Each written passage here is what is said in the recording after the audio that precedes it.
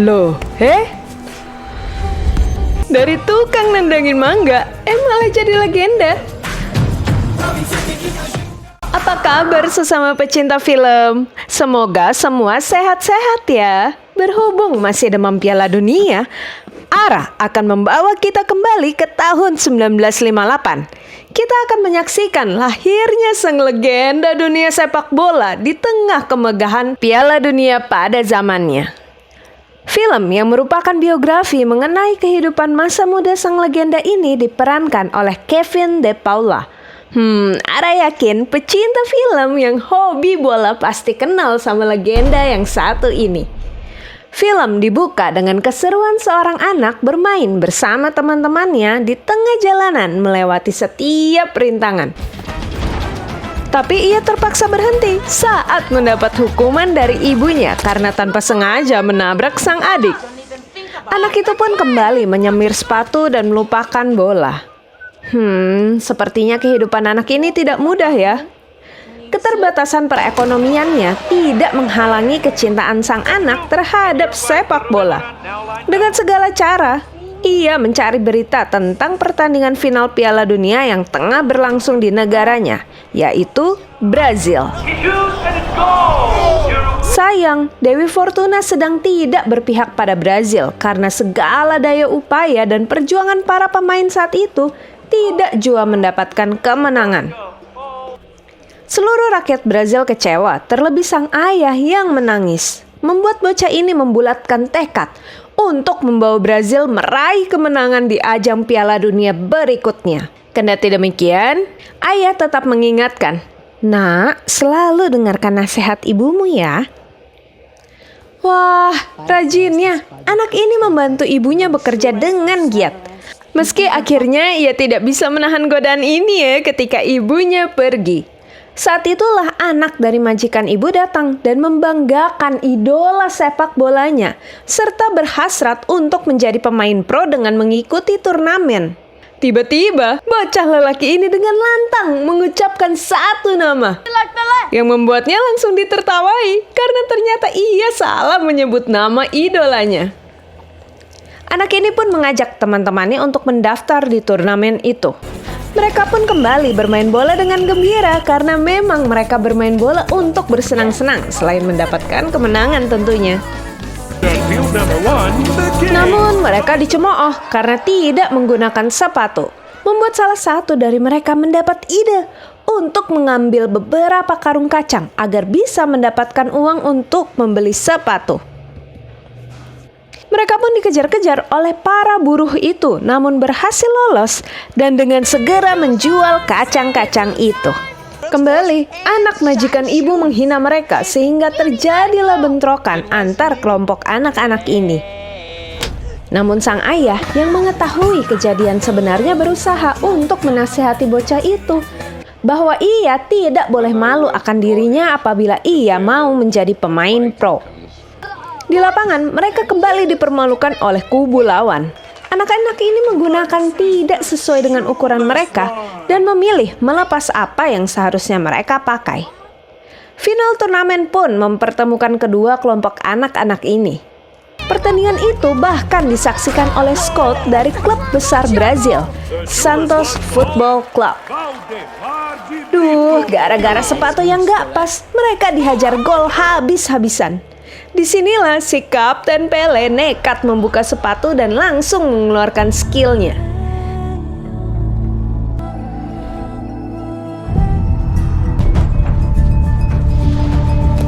Ketertinggalan skor pun mulai dikejar. On the clock.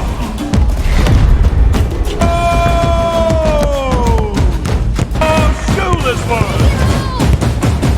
Sayang, mereka tetap kalah tipis 6-5. Tapi kali ini bukanlah pemenang yang dielu-elukan, melainkan nama Pelela yang menggema di turnamen itu. Bahkan sang ayah juga dihampiri oleh Scott Santos. Belum sempat beristirahat, mereka kembali harus kabur dari kejaran para pekerja kacang. Aduh, si Tiago pakai acara tersandung segala lagi. Pele pun kembali dan menolongnya, namun ia memilih untuk bersembunyi bersama temannya di dalam gua kecil ini. Sayang, tragedi malah terjadi. Gua itu longsor dan menimpa mereka. Diko yang berhasil keluar segera meminta pertolongan, namun terlambat karena Tiago telah menghembuskan nafas terakhirnya. Diko sangat terpukul dan merasa bersalah. Ia pun memutuskan untuk menurut kepada ibunya serta berjanji akan menjadi anak baik dan belajar dengan tekun. Esoknya, ayah membawa Diko bekerja membantunya membersihkan toilet sepulang sekolah. Diko merasa tidak nyaman melihat ayahnya yang bekerja seperti itu. Pada saat jam makan siang, mereka duduk dekat pohon mangga dan sembari makan, sang ayah menggunakan mangga untuk berlatih. Ring for shooting.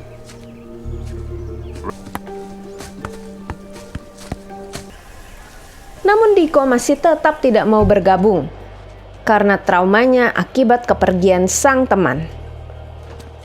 Demikianlah setiap hari sang ayah selalu memberikan contoh berlatih hingga tiba-tiba Diko ikut menendang mangga itu masuk ke dalam tong. Ayah dan anak ini akhirnya berlatih bersama. Meski awalnya tidak mudah mengendalikan mangga agar tidak hancur, namun seiring berjalannya waktu, Diko semakin ahli dan bersenang-senang berlatih bersama sang ayah. Ibu yang menyaksikan hal itu pun membawa Scott dari Santos untuk melihat sesi latihan mengagumkan itu. Dan seperti yang sudah dapat kita duga, Diko pun direkrut menuju Santos FC. Kesempatan besar yang datang itu tidak hanya membawa kebahagiaan, tetapi juga kesedihan karena keluarganya harus melepas Diko menuju tempat yang jauh.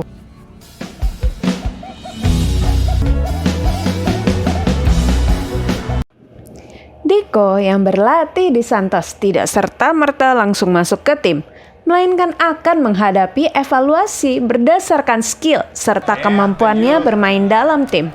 Setelah hasil evaluasi keluar, maka Diko yang masih muda masuk ke tim termuda di klub. Pelatih selalu mengingatkan bahwa gaya bermain bola yang primitif adalah penyebab mereka kalah di pertandingan sebelumnya. Diko yang melatih tendangannya hingga larut malam belum cukup untuk membuat mereka memenangkan pertandingan. Sehingga paginya ia memutuskan untuk pergi ke stasiun dan pulang ke rumah. Namun di stasiun ia bertemu dengan Scott De Brito. Alasan Diko pulang adalah karena ia merasa tidak pintar seperti pemain yang lainnya sehingga ia pun memilih untuk pulang dan bersekolah. Namun sang scout yang mengetahui ada bakat terpendam pada diri Diko mempertanyakan, apa salahnya kalau bermain berbeda dari semua? De Brito menceritakan, meski primitif, hal itu memiliki sejarah. Semua berawal pada abad ke-16 ketika Portugis masuk ke Brazil membawa budak Afrika. Banyak yang melarikan diri ke hutan. Untuk melindungi diri, para budak pelarian itu memanggil seorang jingga, penemu capoeira yang merupakan seni bela diri berperang. Sayangnya, ketika akhirnya perbudakan dihapuskan, hal itu membuat seni bela diri capoeira dilarang di seluruh negeri. Melalui sepak bola, inilah cara sempurna untuk berlatih jingga yang tertahan selama ini. Tak lama, jingga berevolusi, dan itulah irama Brazil. Tapi di Piala Dunia 1950, teknik jingga yang paling dipercaya malah menjadi penyebab atas kekalahan itu. Sama seperti pelatih yang mencoba menghapus jingga dari tekniknya, mereka berusaha menghapus jati diri sebagai orang Brazil. Tapi De Brito meyakinkan Diko, jingga hidup dalam diri pemuda itu. Well, atau ya boleh juga naik kereta pulang ke rumah dan tidak akan pernah mengetahui hal itu. Tak lama setelah De Brito pergi, Diko menyusul Scott kembali ke kandang Santos. Di pertandingan, Diko masih mengalami kesulitan, namun setelah benturan dengan rekan setimnya, ia pun kembali mengingat semua latihan yang telah ia lakukan bersama sang ayah, yang tentu saja berlatih dengan riang gembira dan tanpa terbebani tekanan dari pelatih. Perlahan, Diko mulai menunjukkan skill dengan melewati beberapa pemain yang bertahan hingga akhirnya membuahkan gol pada pertandingan itu melalui tendangan saltonya. Semua mata tak berkedip menyaksikan gol cantiknya. Sang pelatih langsung memanggil Diko dan menyuruhnya untuk melakukannya lagi. Sehingga pertandingan pun berakhir dengan kemenangan Santos dengan Diko yang mencetak quad-trick. Diko pun tak butuh waktu lama untuk naik ke tim junior setelah memperlihatkan skill yang luar biasa di tim muda Santos. Kembali, namanya di tim junior bersinar karena skill lapangan yang di atas rata-rata dan kehebatannya dalam mencatatkan nama di papan skor. Ia terus berlatih di malam hari dan tibalah hari di mana ia masuk ke tim Pro Santos. Di tim Pro, ia pun kembali bersinar dan menjadi pemain termuda yang berhasil menembus tim Pro. Tibalah waktu untuk Diko pulang ke rumah. Ia membawa begitu banyak oleh-oleh untuk keluarganya. Tak lupa ia juga membawakan radio bagi sang ayah agar dapat mendengarkan jalannya pertandingan serta seleksi timnas untuk Piala Dunia tahun 1958. Diko shock karena ternyata ia terpilih masuk ke timnas sedangkan umurnya saat itu masih 16 tahun. Ia pun tak lupa untuk menemui temannya, Yuri, dan berbincang-bincang mengenai banyak hal. Temannya merasa bangga dan senang atas pencapaian Diko masuk ke tim pro. Ayah yang mengantar Diko memberikan kenang-kenangan masa kecil yang dibuatkan oleh Yuri. Ayah juga bercerita tentang kegagalannya yang disebabkan oleh keraguan dan berhenti percaya. Menurut ayah, keraguan bisa merubah gerakan indah jingga menjadi berbahaya. Ia juga mengingatkan meski semua orang mencela gaya bermainnya, jangan pernah malu dengan apa yang Diko miliki. Ia pun bertemu dengan sesama rekan di timnas Brazil, di mana pesaing utamanya juga berada, yakni Mazzola alias Jose Altafini. Lawannya sewaktu turnamen jalanan dulu. It's José Altafini. Saat perskon, Mazzola yakin dengan gaya bermain modernnya. Namun saat media mempertanyakan tentang jingga, langsung diambil alih oleh pelatih agar tidak ada pemberitaan yang keliru. Kembali, Diko mengalami teguran dari sang pelatih mengenai jingga stylenya. Bahkan sang pelatih telah berbicara dengan presiden dan menyimpulkan akan menampilkan permainan beradab, bukan keliaran zaman dulu. Yang artinya, jingga style dilarang. Pelatih merombak seluruh tim Samba dan mengambil beberapa pilihan yang tidak memiliki pengalaman, tidak konvensional. Terjadilah perpecahan di kubu Brazil antara kubu yang tetap bertahan dengan jingga style dan mereka yang menganut sepak bola modern. Namun Diko tetap memegang apa yang ia dan ayahnya percaya, serta jati diri mereka. Di sesi latihan, Diko kesulitan dengan instruksi pelatih. Terlebih saat ia memperagakan jingga style, terjadi benturan yang membuatnya mendarat dengan posisi kaki yang salah, sehingga kakinya kini cedera. Diko mengabari rumah bahwa ia cedera, bahkan setelah mendapatkan penanganan, kemungkinan besar ia tidak bisa bermain di Piala Dunia. And it was the right choice. Keesokan harinya pun dokter tetap belum bisa melakukan tindakan karena lutut Diko masih bengkak, sehingga mereka masih harus fokus untuk meredakan bengkak itu dulu. Kembali, dokter menyarankan untuk melakukan rehabilitasi sebelum mereka ke Swiss untuk mengikuti Piala Dunia tahun 58. Di radio pun, pers membuat berita yang tidak berpihak pada mereka, sehingga pelatih segera mematikan radio itu agar mereka semua dapat fokus, tidak terpengaruh oleh media. Saat tiba di Swedia pun, pemain utama Mazzola tidak dapat membalas tantangan dari pemain tuan rumah. Sementara itu, Diko yang ada dalam ruang perawatan menggunakan pengobatan herbal dengan pengobatan yang intens, namun tetap dalam pengawasan dokter. Brazil tengah bersiap memasuki lapangan untuk bertanding. Hasil pengobatan lutut Diko sudah mulai terlihat karena kondisinya berangsur membaik. Tapi lututnya masih terlalu lemah sehingga dokter sudah memperingati bahwa sedikit saja benturan akan berakibat fatal untuk kaki Diko. Namun pelatih tetap percaya agar pengobatan tetap dilakukan apapun resikonya.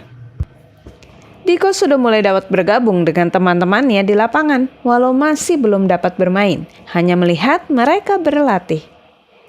Pertandingan pertama Brazil berhasil mengalahkan Austria dan saat bertemu Inggris berakhir seri dengan skor kacamata. Wow, ngeri juga ya, pertandingan itu menumbangkan 3 pemain Brazil sekaligus. Disinilah Diko mendapatkan kepercayaan dari sang pelatih untuk menggantikan posisi Mazzola. Ampun, ternyata Diko juga grogi ketika dipanggil pelatih untuk masuk lapangan. Tak hanya instruksi khusus dari pelatih, si dokter bahkan menekankan dengan tegas agar Diko jangan berani-berani memikirkan jingga karena terlalu berbahaya untuk lututnya. Bersama timnya, ia memasuki lapangan untuk bertanding melawan Uni Soviet. Diko terpana melihat kemegahan stadion serta euforia para penonton saat itu. Ia lagi-lagi diremehkan meski kali ini penyebabnya adalah karena usianya. Bahkan permainan fisik Uni Soviet jelas sangat mengganggu pergerakan Diko. Terlebih ia harus menjaga agar lututnya tidak kembali cedera. Beruntung pergantian pemain yang dilakukan pelatih berhasil membuat Uni Soviet tidak dapat membaca permainan Brazil dan berakhir dengan kemenangan untuk Brazil.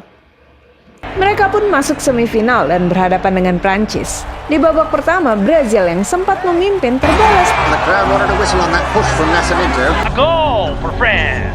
We're on the boards first. Kita sama-sama menunggu taktik apakah yang akan dipakai pelatih untuk memenangkan pertandingan kali ini ya.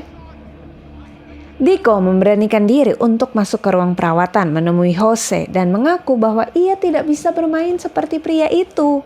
Diko juga mengharapkan kesembuhan Jose agar dapat kembali masuk bertanding. Disitulah Jose menyadari kesalahannya yang terlampau terobsesi untuk menjadi warga Eropa. Sementara ia adalah orang Brazil dan akan selalu menjadi seperti itu. Jose memberi saran kepada Diko untuk bermain seperti waktu turnamen di Bauru dulu. Ia menyemangati Diko untuk menunjukkan jingga yang merupakan identitas Brazil kepada dunia. Berkat pembicaraan itu, Diko kembali bertanding bahkan tanpa ragu menunjukkan skillnya.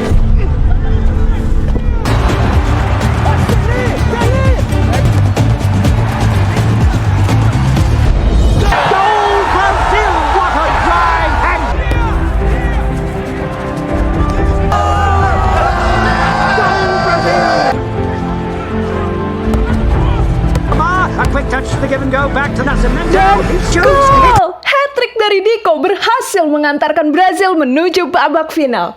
Pelatih memberitahukan bahwa formasi yang dipakai Swedia akan berubah-ubah agar lawan tidak dapat membacanya. Jadi jika mereka ingin mengalahkan Swedia, maka mereka harus tahu cara menangkalnya. Masing-masing dari mereka mendapat instruksi serta strategi khusus dari sang pelatih. Ya, meskipun mereka menjadi bingung ya, mereka tetap berlatih dan terus berlatih hingga tanpa terasa malam pun tiba. Astaga, Kapten Jerman harus ditandu akibat merasakan dampak dari melawan Swedia di semifinal. Pakai nyebut-nyebut semoga Diko nggak kayak gitu lagi. Tekanan yang nggak main-mainnya dari media. Apalagi ketika jumpa pers, pelatih Swedia malah terang-terangan membeberkan kelemahan fisik satu persatu pemain Brazil yang dinilainya abnormal. Diko mencurahkan kegentarannya melawan Swedia pada sang ayah. Tapi sekali lagi, ayah menguatkan putranya untuk tetap percaya pada jingga, serta menaikkan moral timnya. Awan mendung menggelayuti seluruh tim Brazil saat sarapan. Mengikuti saran sang ayah, Diko berusaha menaikkan semangat rekan-rekannya. Caranya, kipi api sampai mercusuar.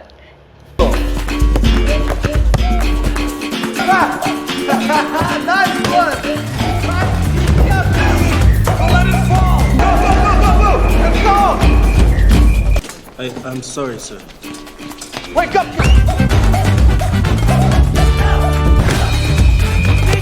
You got Kekacauan di hotel tadi berhasil menghidupkan suasana ruang ganti tim Samba.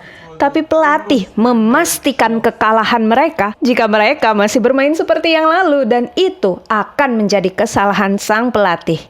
Ia juga membatalkan pergantian formasi seperti yang sudah ia rencanakan sebelumnya. Pelatih malah berkata bahwa mereka seharusnya bermain seperti di hotel tadi. Mereka memang berbeda, tapi memiliki kesamaan, yakni jingga yang merupakan sukacita serta wajah Brazil. Jadi, mereka tidak akan menampilkan Brazil yang gentar terhadap Swedia. Meski tidak tahu apakah akan menang, tetapi satu hal yang pasti, bahwa mereka akan menunjukkan permainan indah khas Brazil. Hari besar pun tiba, ditonton oleh puluhan ribu orang yang memenuhi stadion. Final Piala Dunia 1958 itu bahkan dihadiri oleh Raja serta Ratu Swedia. Peluit ditiup sebagai tanda dimulainya pertandingan final. Bisa gitu. Diko dilanggar loh. Tapi wasit malah cuek dan permainan terus berlanjut. Tepat seperti yang diprediksi pelatihnya, Swedia berhasil membobol gawang Brazil. Namun Pelé yang melihat bendera Brazil kembali mengingat bahwa ia pemain Brazil yang memiliki gaya sendiri. Dan dengan kerjasama yang apik, mereka berhasil membalas sehingga kedudukan menjadi sama. Para pemain Brazil sudah mendapatkan rasa percaya diri sehingga jual beli serangan dari kedua tim terjadi. Meski begitu, kerjasama yang apik dari tim Brazil berhasil membalikan keadaan sehingga gol demi gol indah terus tercetak bagi Brazil. Meski Swedia juga kembali membobol gawang Brazil. Brazil memastikan kemenangannya dengan gol keempat di gawang Swedia berkat permainan kolektif yang begitu cantik. Tak cukup sampai di situ, Swedia kembali kebobolan di detik-detik terakhir berkat sundulan dari Diko. Tepat saat peluit tanda permainan berakhir ditiup, Diko seketika pingsan. Film pun ditutup dengan wawancara dari sang legenda yang dengan jujur mengakui bahwa ia pingsan di lapangan dan kemenangan saat itu terasa seperti mimpi. Sang ayah juga mengingatkannya pada janji yang ia buat 8 tahun silam, di mana ia berkata akan membawa Brazil memenangkan Piala Dunia. Dan 3 tahun pasca Piala Dunia 58, Diko yang lebih dikenal sebagai Pelé dideklarasikan sebagai National Treasure oleh presiden mereka. Dia juga merupakan satu-satunya pemain dalam sejarah yang berhasil memenangkan 3 kali Piala Dunia dengan rekor gol terbanyak, yakni 1.283 gol. Usaha, doa, serta dukungan penuh dari keluarga yang digabung dengan jingga berhasil membawa Brazil mengantongi kemenangan. Mari kita nantikan bersama-sama dapatkah Brazil mengulang kegemilangannya di tahun 58 dalam Piala Dunia 2022 kali ini. Teman-teman sesama pecinta film, apakah kalian dapat melihat jingga style dalam permainan Brazil di Qatar?